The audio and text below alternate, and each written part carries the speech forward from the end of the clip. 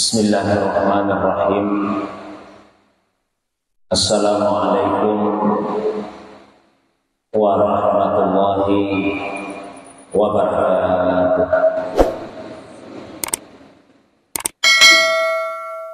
Alhamdulillahilladzi lam yazal aliman qadiran wa sallallahu ala sayyidina Muhammadin allazi arsalahu ilan nasi basyiran wa naziran wa ala ali Muhammadin wa sahbihi wa sallama tasliman katsiran amma ba'd. Bapak Ibu jamaah subuh yang semoga dirahmati, dimuliakan oleh Allah Subhanahu wa taala. Alhamdulillah, subuh ini kembali kita dihadirkan, dipertemukan oleh Allah Subhanahu wa taala dalam majelis yang semoga dimuliakan ini untuk melanjutkan kembali bacaan kita terhadap kitab Ar-Risalah Al-Qusairiyah fi Ilmi Tasawuf, kitab yang ditulis oleh Al-Allamah Al-Arif Billah Abu Al-Qasim Abdul Karim bin Hawazin Al-Qusairi qaddasallahu sirrah. Insyaallah masih dalam lanjutan pembahasan tentang al-yaqin.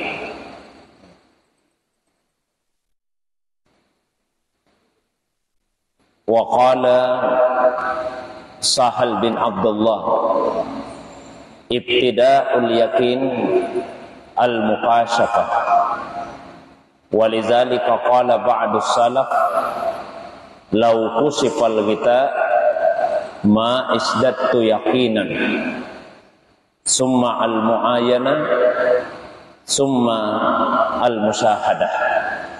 Sampai di situ yang kita baca pada pertemuan pekan yang lalu. Sahal bin Abdullah, semoga Allah merahmatinya, berkata, permulaan keyakinan itu adalah mukasyafah, tersingkapnya apa yang terhijab atau apa yang tertutup. Setelah itu kemudian mu'ayanah, ya, melihat. Summa al-musyahadah, setelah itu kemudian menyaksikan. Jadi apa yang diciptakan oleh Allah Subhanahu wa taala secara umum ada yang termasuk dalam kategori alam gaib dan ada yang termasuk dalam alam syahadah. Di dalam Al-Qur'an Allah Subhanahu wa taala mensifati dirinya sebagai alimul ghaib wasyahadah. Allah yang mengetahui yang gaib dan Allah mengetahui yang syahadah. Alam syahadah adalah alam yang bisa dijangkau oleh indera kita. Sementara alam yang gaib adalah alam yang tidak bisa dijangkau oleh indera kita. Yang bisa menjangkau alam yang gaib adalah basirah atau mata hati. Kalau alam yang zahir, alam yang nampak atau alam syahadah, itu bisa dijangkau, bisa dilihat oleh basar, oleh mata kepala kita. Mata kepala kita bisa melihat bumi, mata kepala kita bisa melihat langit, mata kepala kita bisa melihat matahari, mata kepala kita bisa melihat bulan, bisa melihat bintang dan seterusnya. Tapi mata kepala kita tidak bisa menjangkau hal-hal yang bersifat gaib. Yang bisa melihat hal-hal yang gaib yaitu basirah atau mata hati kita. Itu jika basirah tidak terhijab, tidak tertutup. Yang bisa menutupi basirah adalah perbuatan-perbuatan dosa. Termasuk juga yang menutupi basirah adalah keraguan-raguan tentang Allah Subhanahu wa taala. Jadi semakin ragu seseorang kepada Allah, maka akan semakin tertutupi basirahnya. Maka awal mula keyakinan itu adalah tersingkapnya hijab, yaitu dengan menghilangkan keraguan-raguan kepada Allah di dalam hati. Maka setelah itu kemudian Allah akan menganugerahkan kepada basirah, kepada mata hati untuk melihat Allah dan menyaksikannya. Ya. Wa qala Abu Abdullah bin Khafif, al-yaqinu tahaqqukul asrar bi ahkamil mughayyabat.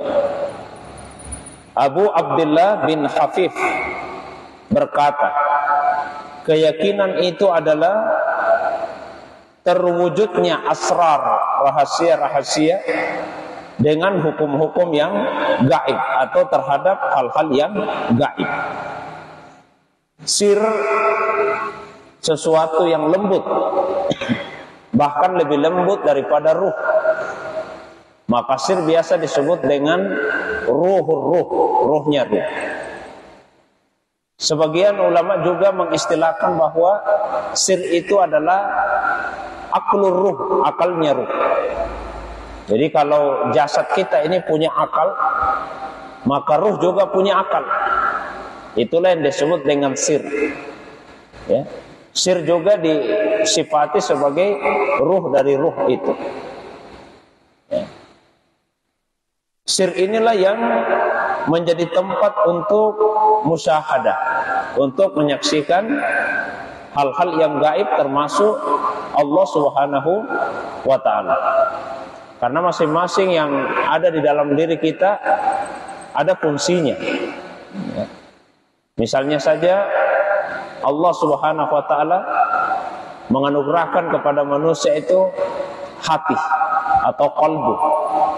Qalbu itu adalah tempat untuk ma'rifah, untuk mengenal Allah Subhanahu wa ta'ala. Kemudian di dalam diri kita ada ruh. Ruh itu adalah tempat untuk mahabbah, tempat untuk mencintai Allah Subhanahu wa ta'ala. Dan di dalam ruh kita ada sir.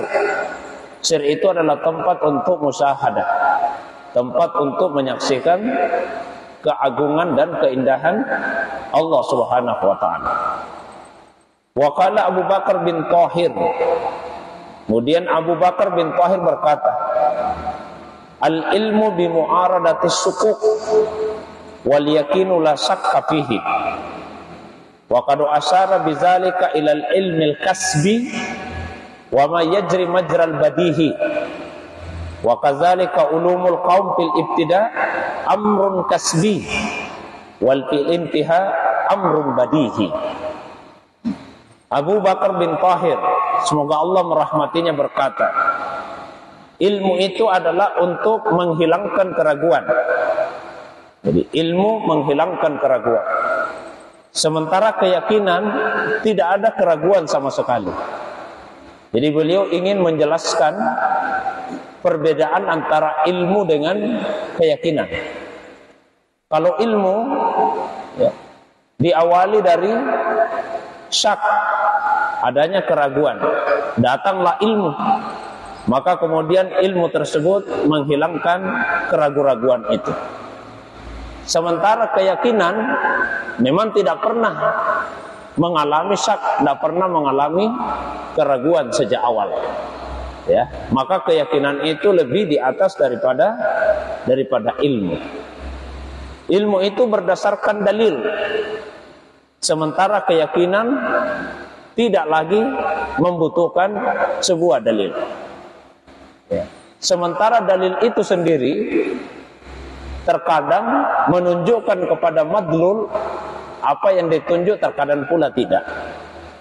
Seberikan, mohon maaf, satu contoh yang sederhana, perbandingan antara ilmu dengan keyakinan. Misalnya Pak, katakanlah misalnya ada seseorang yang kita tahu betul, ini mohon maaf sebagai contoh saja. Misalnya saya setiap datang pengajian di tempat ini naik mobil warna hitam. Kemudian ada seorang jamaah yang mengenali betul mobil itu. Pada saat dia mau naik ke atas masjid ini, dia lihat mobil tersebut di bawah. Mobil itu adalah dalil, adalah bukti. Ketika melihat mobil tersebut, dia langsung menyimpulkan, oh berarti Ustaz ada di atas. Ya, Ustaz ada di atas. Jadi adanya mobil itu adalah dalil, adalah bukti. Ya. Tapi apakah adanya mobil di bawah sudah pasti menunjukkan bahwa saya ada di atas? Kan belum tentu. Bisa saja saya parkir mobil di bawah, kemudian saya pergi ke tempat yang lain. Jadi tidak selamanya dalil menunjukkan madlul. Ya. Dan ketika seseorang mencapai keyakinan, dia tidak butuh dalil lagi. Misalnya ada jamaah, dia cari-cari mobil, kok tidak ada, saya lihat mobil. Begitu naik ke atas ketemu dengan saya, apakah dia akan ragu-ragu? Mungkin bukan Ustaz ini karena tidak ada mobilnya saya lihat di bawah. Kan tidak mungkin ragu Pak kalau sudah bertemu. Itu namanya keyakinan. Jadi keyakinan itu tidak ada keraguan sama sekali. Tapi kalau ilmu, ya ilmu itu berdasarkan dalil, kemudian berusaha untuk menghilangkan keraguan-keraguan. Ya. Kalau kita yakin kepada Allah Subhanahu Wa Taala, maka tidak ada tempat sedikit pun di dalam hati terhadap keraguan itu. Meski sepenuhnya yakin kepada Allah Subhanahu Wa Taala. Maka kita diajari untuk berdoa, Allahumma inna nas'aluka imanan kamila wa yakinan shadikah, dan seterusnya. Ya Allah, kami meminta kepadamu iman yang sempurna dan keyakinan yang benar. Nah, lalu Abu Bakar bin Tahir juga menguraikan bahwa ilmu dua macam. Ada ilmu kasbi, ada ilmu badihi. Ilmu badihi biasa juga disebut dengan ilmu daruri. Ilmu kasbi adalah ilmu yang diperoleh melalui usaha, dengan cara belajar. Maka kita kemudian mendapatkan ilmu itu. Itu namanya ilmu kasbi. Ada orang baca kitab, dengar ceramah, dapat ilmu, itu ilmu kasbi. Dan ada juga ilmu yang diperoleh tidak melalui belajar.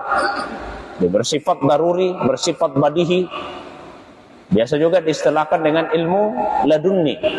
Ilmu yang merupakan pemberian langsung dari Allah Subhanahu Wa Taala, tanpa diawali dengan proses belajar sebelumnya. Dan setelah diisyaratkan oleh Allah Subhanahu Wa Taala di dalam Al-Quran pada surah Al-Alaq. Ya. Bismillahirrahmanirrahim. Iqra bismi rabbikal ladzi khalaq, khalaqal insana min 'alaq. Iqra wa rabbukal akram allazi 'allama bil qalam. Dialah Allah yang telah mengajarkan manusia bil qalam, dengan perantaraan pena. Ini ilmu kasbi namanya. Ilmu yang diperoleh melalui belajar dengan perantaraan pena. Allamal insana ma lam ya'lam. Yang mengajarkan kepada manusia apa yang sebelumnya tidak diketahui. Ini ilmu badihi, ilmu laduni, ya, yang diperoleh tanpa proses belajar sebelumnya. Sami'tu Muhammad bin Al-Husain yaqulu, qala ba'duhum. Saya mendengar Muhammad bin Al-Husain berkata, sebagian ulama tasawuf berkata, awalul maqamat al-ma'rifatu, summa al-yakin, summa at-tasdiq, summa al-ikhlas, summa as-syahada, summa at-ta'ah. Ya. Maqam pertama bagi seorang hamba adalah ma'rifah. Ya, mengenal Allah Subhanahu Wa Taala. Setelah ma'rifah, summa al-yakin. Kemudian maqam yang kedua al-yakin. Summa at-tasdiq. Setelah itu kemudian tasdiq. Summa al-ikhlas. Setelah itu kemudian ikhlas. Summa as-syahada. Setelah itu kemudian syahadah. Summa at-ta'ah. Setelah itu kemudian ketaatan. Jadi ma'rifah, kemudian al-yakin, kemudian at-tasdiq, kemudian al-ikhlas. Setelah itu as-syahada, lalu at-ta'ah. Wal iman ismun yajma'u hadza kullah. Dan iman itu ada pada 6 maqamat tadi, pada 6 tingkatan-tingkatan itu. Ya. Apa penjelasan dari 6 maqamat tadi? Wa qad asyara hadzal qail ilah. Ya. Yang menuturkan ucapan tersebut bermaksud untuk menyatakan anna awwalal wajibat al-ma'rifatu billahi subhanahu wa ta'ala. Kewajiban pertama seorang hamba itu adalah mengenal Allah subhanahu wa ta'ala. Itu kewajiban hamba yang pertama, mengenal Tuhannya. Wal ma'rifatu la tahsulu illa bitaqdimi syara'ituha. Dan ma'rifat tidak akan bisa terwujud kecuali dengan memenuhi syarat-syaratnya. Wa huwa an-nazru sha'ib. Syaratnya itu adalah pandangan yang benar.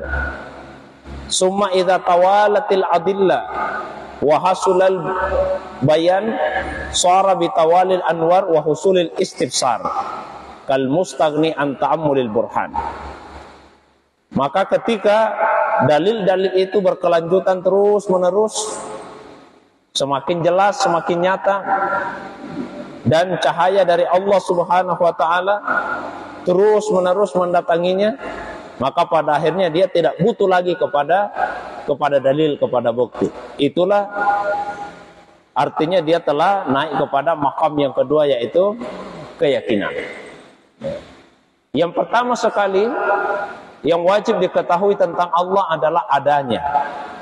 Jadi seorang hamba wajib mengimani Allah itu ada. Itu dulu yang pertama.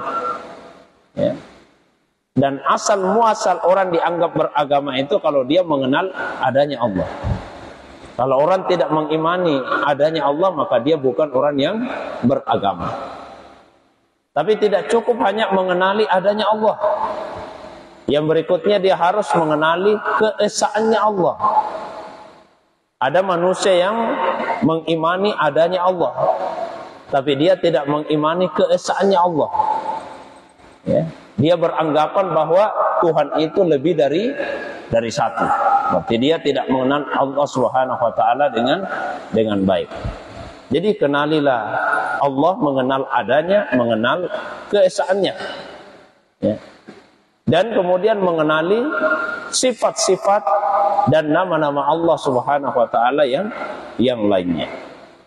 Nah, setelah itu kemudian akan beralih kepada keyakinan. Keyakinan yang saya sampaikan tadi tidak lagi membutuhkan kepada dalil, tidak lagi membutuhkan kepada bukti. Karena bukti itu dibutuhkan oleh orang yang masih ragu. Semakin besar keraguan, semakin banyak bukti yang dibutuhkan. Tapi semakin seseorang itu yakin, maka dia semakin tidak membutuhkan bukti. Kalau ada seseorang menyampaikan informasi kepada kita, dan kita meragukan informasi itu, kita akan tanya, apa buktinya? Tapi jika ada orang yang kita percayai kejujurannya menyampaikan informasi, kita tidak akan meminta kepadanya bukti. Ya. Itulah keyakinan. Mustaghni an ta'ammulil burhan. Tidak lagi membutuhkan perenungan terhadap bukti. Summa tasdiqul haq subhanahu fima akhbara anhu. Maka ketika seseorang itu sudah yakin kepada Allah, yang berikutnya dia akan tasdik, membenarkan apapun yang Allah sampaikan. Yang Allah sampaikan melalui perantaraan Rasulullah sallallahu alaihi wasallam. Ketika seseorang yakin kepada Allah, maka apapun yang Nabi sampaikan tentang Allah, dia akan meyakininya. Dia akan meyakini sepenuhnya terhadap ayat-ayat Al-Quran kebenarannya. Tidak ada keraguan sedikit pun. Itulah tasdik. Tasdik yang diawali dengan keyakinan kepada Allah. Begitu yakin kepada Allah, akan tasdik, membenarkan semua ucapan-ucapan Allah Subhanahu wa ta'ala. Firman-firman Allah SWT. Fima akhbara anhu isgahu ila ijabati da'i fima yukhbiru anhu min af'ali fil musta'naf. Ya, dia akan membenarkan semua yang diceritakan tentang Allah SWT, perbuatan-perbuatannya di masa yang akan datang. Li'anna tasdika innama yakunu fil akhbar. Karena tasdik itu berkaitan dengan kabar, berkaitan dengan informasi, berita. Nah, summa al-ikhlas fima yata'aqqabuhu min ada'il awamir. Nah, di antara kalam Allah Subhanahu wa ta'ala yang terdapat dalam Al-Quran, di dalamnya ada perintah. Maka setelah dia tasdik, dia membenarkan, yang berikutnya dia akan ikhlas melaksanakan apa perintah Allah Subhanahu wa taala. Summa ba'da zalika izharul ijabah bi jamilis syahadah. Maka setelah itu akan nampak pada diri orang tersebut ijabah. Ijabah dalam arti memenuhi perintahnya Allah, panggilannya Allah, bi jamilis syahadah. Karena dia sudah menyaksikan keagungan, keindahan Allah Subhanahu wa taala. Dan pada puncaknya summa ada ta'at. Maka dia kemudian akan melaksanakan ketaatan kepada Allah Subhanahu wa taala. Jadi puncak dari makam itu ya, menurut penuturan dari Muhammad bin Al-Husain tadi adalah ketaatan secara mutlak kepada Allah Subhanahu wa taala tanpa ada sedikit pun keberatan di dalam hati. Tidak boleh ada pengandaian di dalam hati. Jika misalnya kita diperintah untuk salat 5 waktu, tidak boleh ada sedikit pun keberatan, tidak boleh ada pengandaian. Seandainya tidak 5 waktu, seandainya cuma 2 waktu saja, tidak boleh ada pengandaian. Kita diperintah untuk puasa 1 bulan Ramadan, tidak boleh ada pengandaian di dalam hati. Seandainya puasa itu tidak harus 1 bulan, ya, seandainya kita bisa makan di siang hari, tidak boleh berandai-andai. Begitu kita diperintah untuk mengeluarkan zakat, tidak boleh kita berandai-andai di dalam hati. Seandainya tidak 2,5%, ya, seandainya bebas saja mau 1% dan seterusnya. Begitu kita diperintah untuk menunaikan ibadah haji, tidak boleh ada pengandaian. Seandainya haji itu bisa sepanjang tahun supaya tidak antri seperti sekarang, tidak boleh. Jadi intinya adalah taat kepada Allah Subhanahu wa taala dengan sepenuh hati tanpa ada sedikit pun keberatan di dalam hati kita. Nah, ini semua berawal dari keyakinan kepada Allah Subhanahu wa taala tanpa ada sedikit pun keraguan di dalamnya. Maka selalulah meminta kepadanya agar kita diberikan keyakinan yang benar. Ya, yang diawali dengan keimanan yang sempurna kepada Allah Subhanahu wa taala. Saya kira itu saja pengantar kajian kita seperti biasa. Saya berikan waktu yang lebih lapang. Kalau ada hal-hal yang ingin ditambahkan, ditanyakan, didiskusikan, baik yang berkaitan dengan pengantar tadi atau masalah agama yang lain di luar dari apa yang saya sampaikan, saya persilakan kepada jamaah sekalian. Demikian untuk sementara. Wa ilallahi turja'ul umur. Wassalamualaikum warahmatullahi wabarakatuh.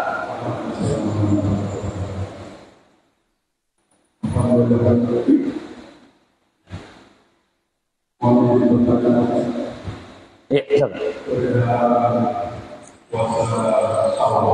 Ya.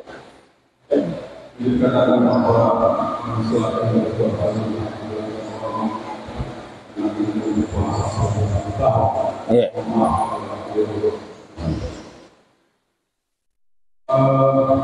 Ada yang mengatakan bahwa puasa tiap hari bulan itu dikali 10 pahala. Kemudian dia tambah 6 hari bulan Syawal dikali 10 juga, sehingga totalnya menjadi kurang lebih 360. Pertanyaannya adalah, kalau bulan puasa dikatakan 10, ya memang ada. Tapi untuk sudah bulan Syawal itu kok dikatakan 10 juga hanya pada bulan puasa. Itu aja pertanyaan sama. Baik. Ketentuan umum untuk semua kebaikan itu, untuk semua kebaikan ketentuan umumnya adalah walikulli hasanah bi asri amsalihah. Walikulli hasanah, dan untuk tiap-tiap satu hasanah, satu kebaikan, bi asri amsalihah, dilipat gandakan menjadi 10 kali lipat. Jadi semua kebaikan yang dilakukan oleh manusia itu dilipat gandakan 10 kali lipat. Bukan hanya salat, baca Quran pun di dalam hadis disebutkan, man qara'a harfan min kitabillah, siapa yang membaca satu huruf saja dari Al-Qur'an, falahu hasanah, dia dapat satu kebaikan, walikulli hasanah, dan satu kebaikan itu bi asri amsalihah, dilipat gandakan 10 kali lipat satu huruf. Kita salat misalnya 1 kali, itu dilipat gandakan menjadi 10 kali lipat. Itulah sebabnya di hadis disebutkan bahwa Allah tidak mengubah keputusannya tentang kewajiban salat. Yang dari 50 waktu menjadi 5. Karena setelah itu Allah tetapkan satu kebaikan 10 kali lipat. Begitu salat 5 waktu dikali 5 itu sama saja dengan 50 waktu. Ya, jadi ketentuan dasarnya seperti itu. Satu kebaikan dilipat gandakan menjadi 10 kali lipat. Nah, dan perhitungan itu dikemukakan diantaranya oleh seorang ulama yang bernama Ibrahim Al-Bajuri. Beliau katakan kalau puasa 1 bulan Ramadan, 1 bulan berarti dilipat gandakan 10 bulan. Puasa 6 hari dilipat gandakan 60 hari. 60 hari ya sama dengan 2 bulan. Jadi 10 bulan tambah 2 bulan, 12 bulan sama dengan 1 tahun. Mungkin itu. Wallahu a'lam bishawab.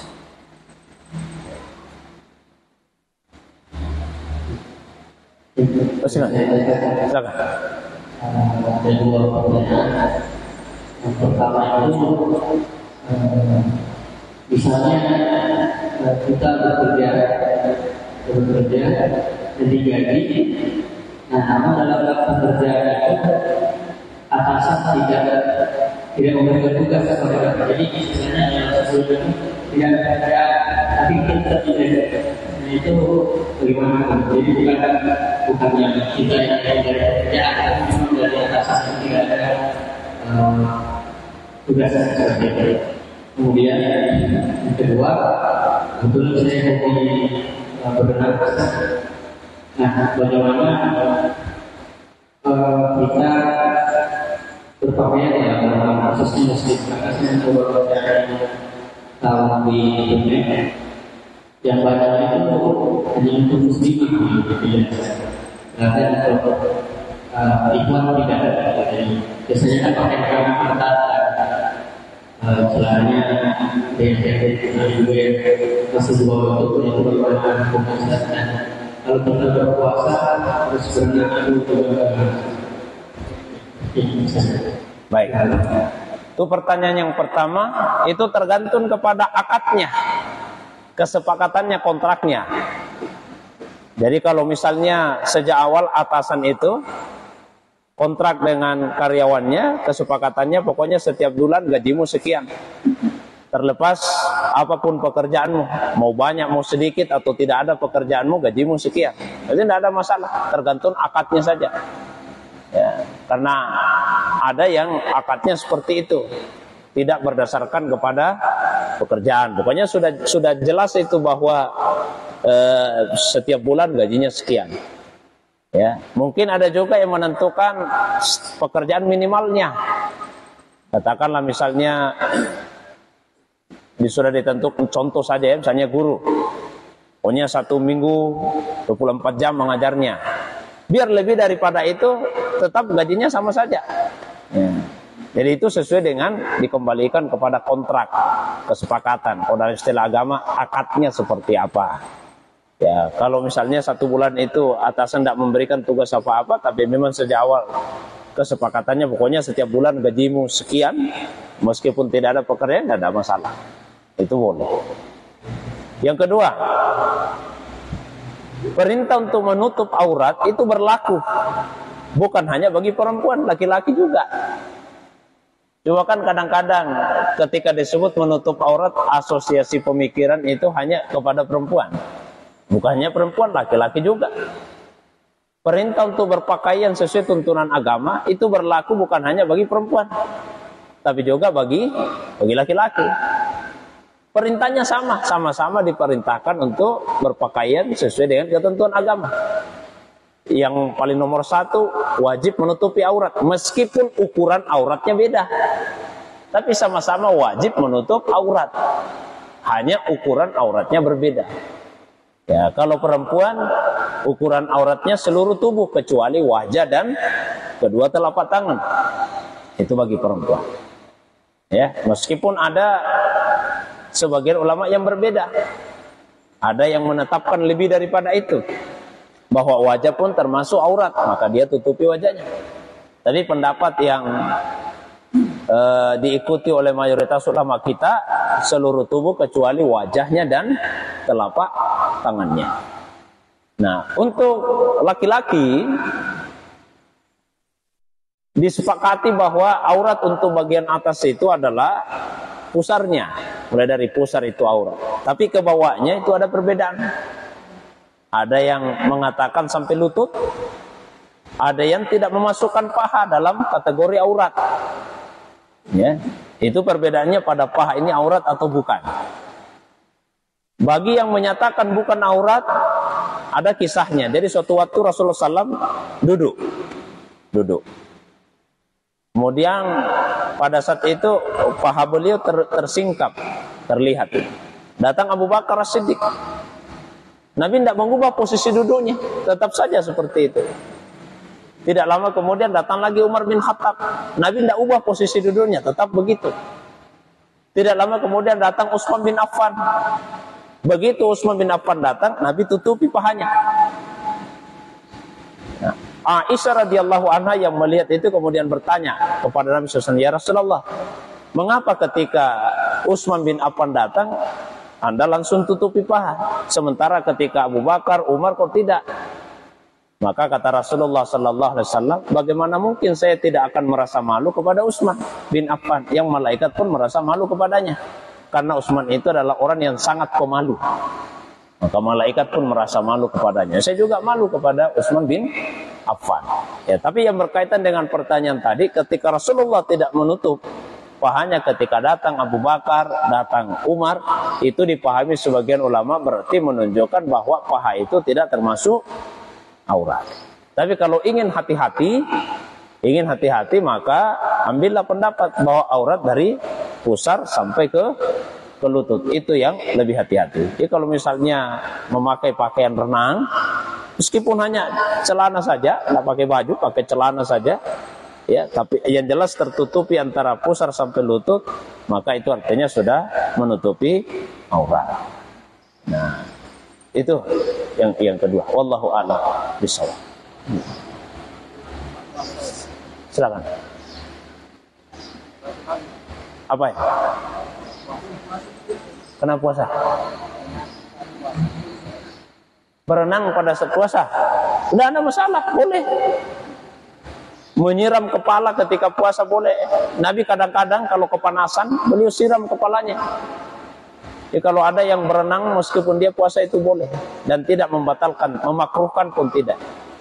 Yang membatalkan puasa kalau sambil berenang minum air, itu baru batal puasanya. Jadi kalau berenang saja tidak. Silakan. Di sebelah. Oh.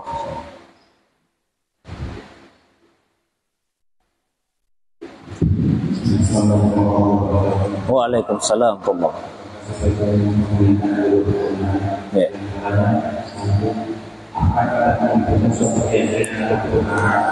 Bisa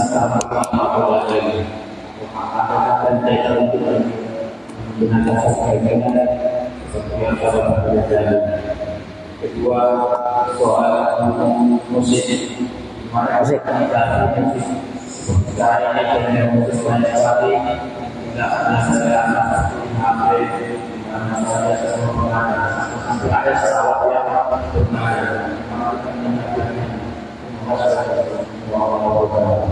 baik.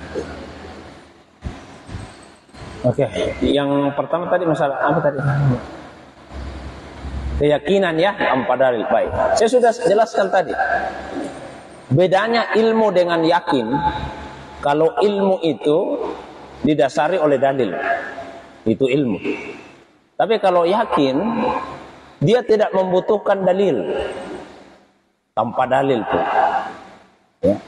Apa yang dibutuhkan misalnya sehingga mencapai keyakinan? Musyahadah, ketika dia menyaksikan. Apalagi kalau mu'ayasah, sudah berinteraksi, tidak sekedar menyaksikan saja. Saya kasih contoh tadi Pak ya, perbedaan ilmu dengan yakin. Kalau misalnya ada yang lihat mobil saya dibawa, nah, dia belum naik ke atas, dia menyimpulkan, oh ada ustaz di atas ini. Itu karena ada dalil, dalilnya mobil itu dalil. Ya.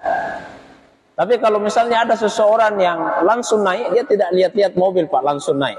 Terus dia lihat saya, dia yakin saya ada Pak. Tidak mungkin ragu-ragu lagi.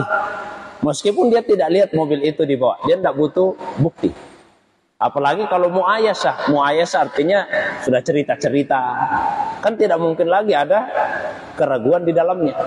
Jadi yakin itu terkadang tidak membutuhkan dalil. Tapi kalau ilmu dia akan selamanya membutuhkan kepada dalil.